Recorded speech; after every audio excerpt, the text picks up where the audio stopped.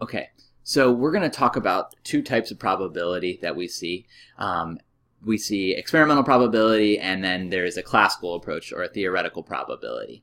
So experimental probability, let's say I roll a die and count how many times I roll a 3. So again, let's say I roll a die, let's say it's 20 times. All right, so if the experimental probability is you count the number of times A occurs,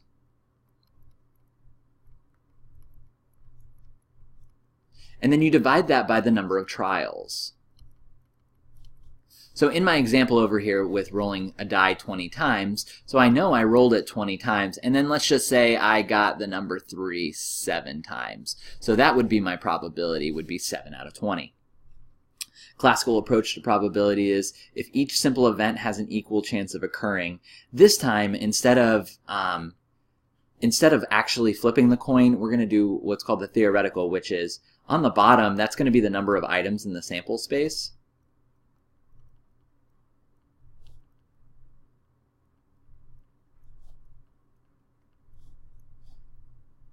And on top is going to be the number of times A occurs. All right, so the perfect example for that is, let's just say I roll a die 1 time, and let's say I want to get the probability of an even number. Well, what we do is we count how many even numbers we have. There are 3 of them. Out of how many numbers are in my sample space, there are 6 of them. So the probability is 3 over 6, which we would reduce to 1/2.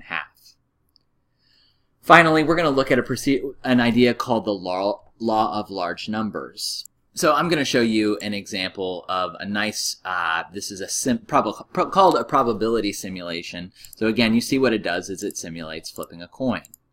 And you might see, okay, so I've tossed a coin 6 times. The classical approach to probability would say I should get 3 heads and 3 tails. But we know that in experimental results, that doesn't always happen. You can see that I'm getting a lot more heads right now, right? But I'm going to switch this over to flipping 10 times at a time. And here's what you start to see. As this increases, as the number of flips goes up, you can kind of see these aren't fluctuating nearly as much as they were before. Look at the variance in these. Again, I'm still getting more heads than tails, but you see how these are starting to look pretty level. This is illustrating what we like to call the law of large numbers, which says as a procedure is repeated again and again, the experimental probability of an event tends to approach the classical probability. So again, we might never get exactly to 50-50. Again, as you go, it changes, but you will see that the amount of fluctuation, it will get closer to 50-50 the more you increase the number of trials.